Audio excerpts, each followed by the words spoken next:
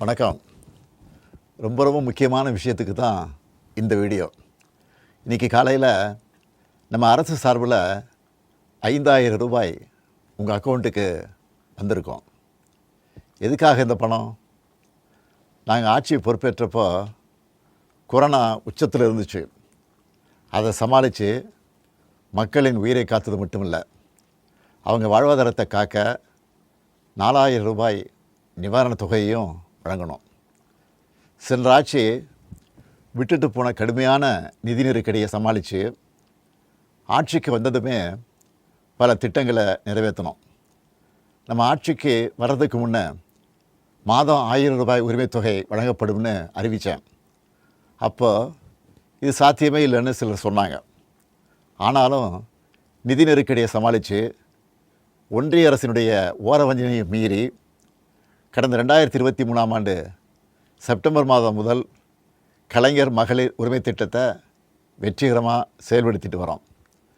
முதல்ல 1,13,00,000 மகளிருக்கு பயனளித்த இந்த திட்டம் அண்மையில் அது விரிவுபடுத்தப்பட்டு இப்போ 1,31,00,000 குடும்பத் தலைவிகள் பயன்பெற்று வராங்க.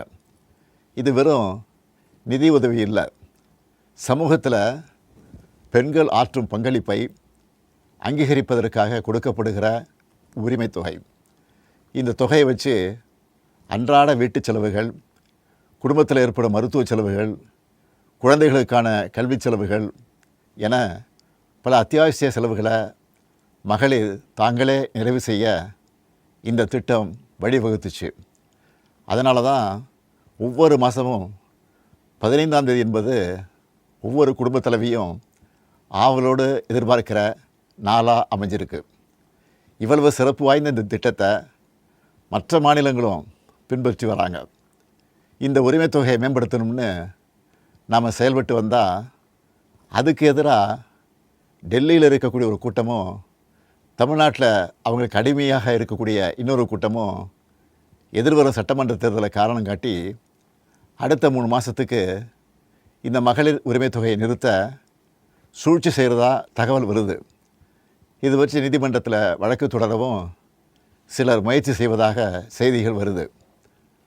1,31,00,000 மகளிர் உழைப்பை அங்கீகரிக்கிற இந்த திட்டத்தை 3 மாதம் நிறுத்தி வச்சா நீங்கள் எவ்வளவு சிரமங்களுக்கு ஆளாவீங்கன்னு உங்கள் வீட்டில் ஒருத்தனா இருக்கக்கூடிய எனக்கு நல்லா தெரியும். கடும் வெயிலில் வேலைக்கு போக கஷ்டமான கோடை காலத்தில் இந்த தொகை நிறுத்தப்பட்டால் உங்களுக்கு எவ்வளவு வலி ஏற்படும்னு என்னால் உணர முடியுது.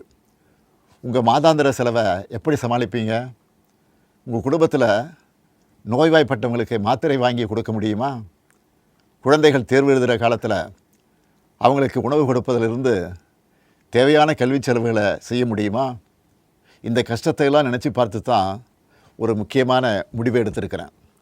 அதன்படி இந்த பிப்ரவரி மாதம் மட்டும் இல்லாமல் அடுத்த 2 மாதம், அதாவது மார்ச் ஏப்ரலுக்கான உரிமைத்தொகை தவணைகளை சேர்த்து 3,000 ரூபாயும், கூடுதலாக கோடைக்கால செலவுகளை கருத்தில் கொண்டு மேலும் 2,000 ரூபாய் சிறப்பு தொகையும் சேர்த்து இந்த பிப்ரவரி மாதம் 5,000 ரூபாயை சிறப்பு மகளிர் உரிமை தொகையாக 1,31,00,000 பெண்களுக்கு வழங்க உத்தரவிட்டிருக்கிறேன். இந்த தருணத்தில் இன்னொரு அன்பான வேண்டுகோள். இந்த 5,000 ரூபாயை அடுத்த 3 மாதத்துக்கு நீங்கள் பயன்படுத்திக்கணும் என்பதால் கொஞ்சம் கவனமாக செலவு பண்ணுங்கள். முடிஞ்ச அளவுக்கு சேமிக்கவும் பாருங்கள். அன்பு சகோதரிகளே, உங்கள் ஆதரவோடு அடுத்து அமையப்போகிறதும் திராவிட மாடல் ஆட்சி தான். அதனால் நீங்கள் மனம் குளிரும் சிறப்பான ஒரு அறிவிப்பையும் இந்த நேரத்தில் சொல்ல விரும்புகிறேன். அடுத்த திராவிட மாடல் 2.0 ஆட்சி காலத்தில் உங்களுடைய உரிமை தொகை 2,000 ரூபாயாக உயர்த்தி வழங்கப்படும். சொன்னதை செய்கிற முத்துவேல் கருணாநிதி ஸ்டாலின் கொடுக்கிற வாக்குறுதி இது.